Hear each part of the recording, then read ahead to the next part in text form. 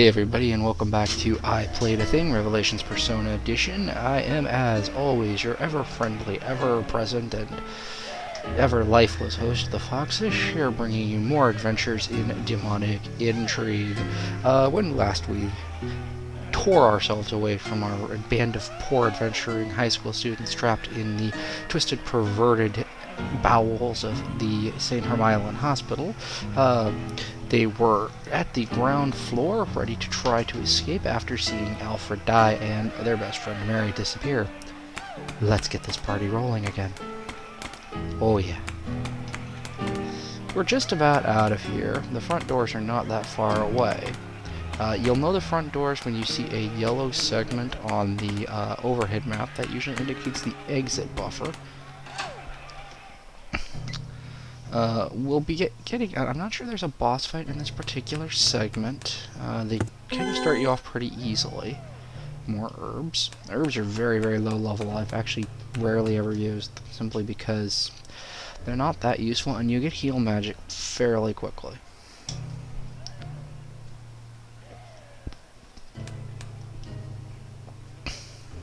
Most areas have a physician of some sort of clinic, a doctor who will heal you.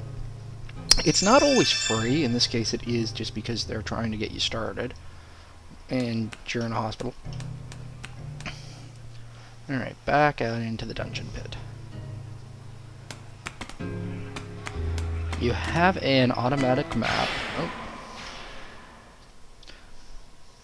You have a relatively useful auto map here, but it's not that special in this particular dungeon because simply this isn't very complex.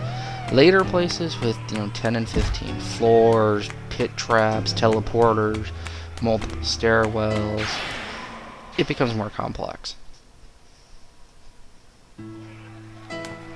And this is the exit. Yellow room, ready to go. Total chaos, of course, as always.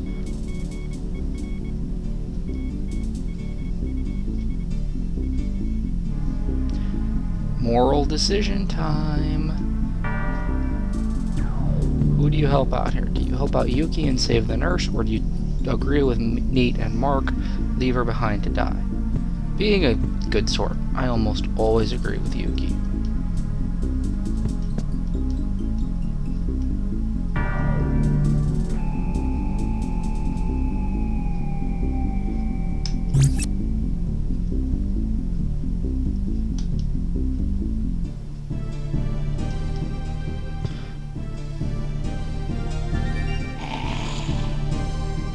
Hey look, it's Ellen.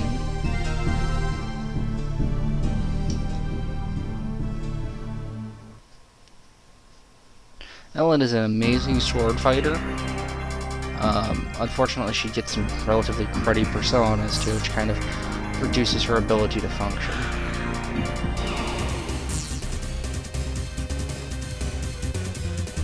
You'd think.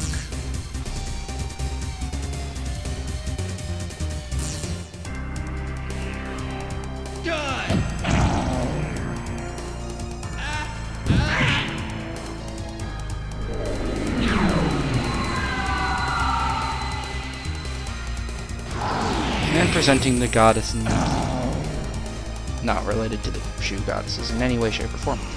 Okay. Quick breakdown. Strength is your melee attack, damage, and your ability to hit with it. Vitality is your number of hit points. Technique actually influences your ability to do damage with firearms later in the game. Agility and luck, pretty self-explanatory.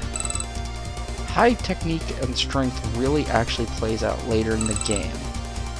It gives your gunning characters like Nate, Brad, or I think Alana guns a lot more than she attacks. They get a lot more ability to do severe damage with high techniques. They don't miss, they do more shots per round. It's all sorts of impressive.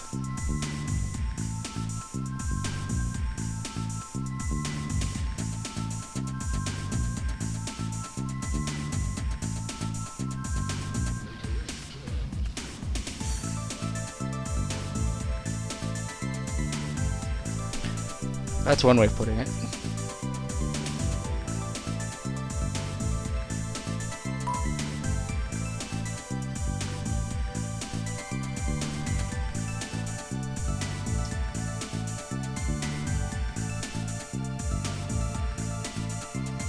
and Mark with the shutdown.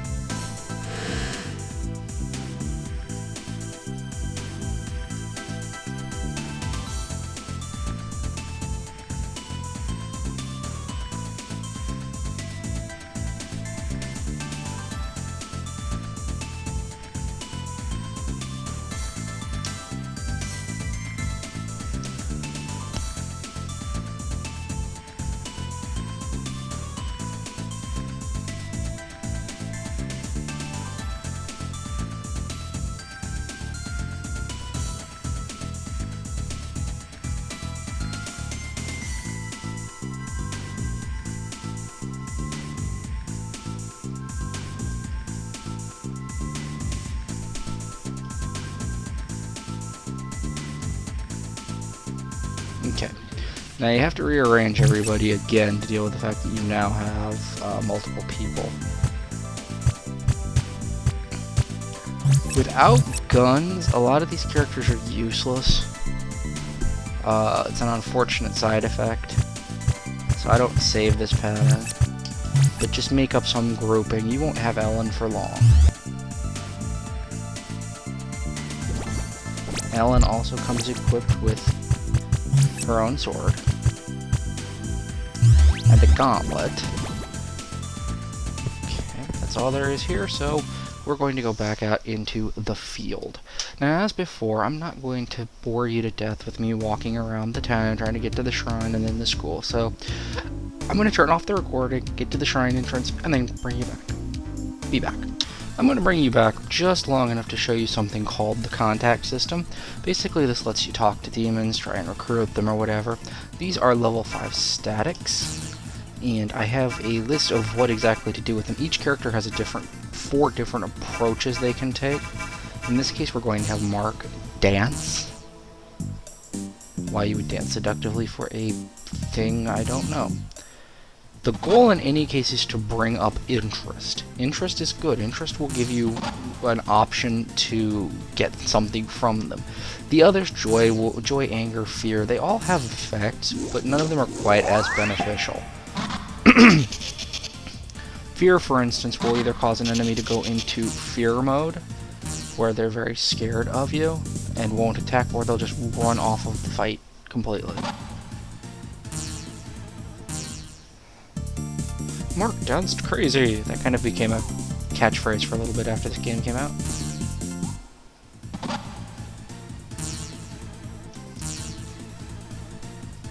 If you see that, you win.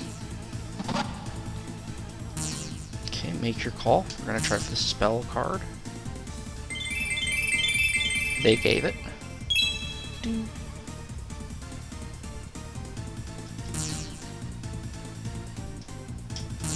And when you receive a spell card, the fight is automatically over, and any future fights that involve that creature will automatically end if you try to contact them, or rather they'll leave the group immediately. If they're the only thing there, the fight ends. Okay, pausing the video again while we walk to the shrine. And here we are outside the shrine. Now hopefully we have enough time to do all of this. This is kind of a long sequence. It involves Philemon again. I love how destructible Ellen is. Oh look, there's a body on the ground. Oh look, there's a butterfly. So what I'm going to do right now at this very moment is cut my losses, end this segment, and start up again so that I can make sure that I get all of Philemon's conversation into the next one. So when we return, another talk with the funny guy in the mask, in the temple-y thing in the dark place, whatever. I'll be back soon. See you then.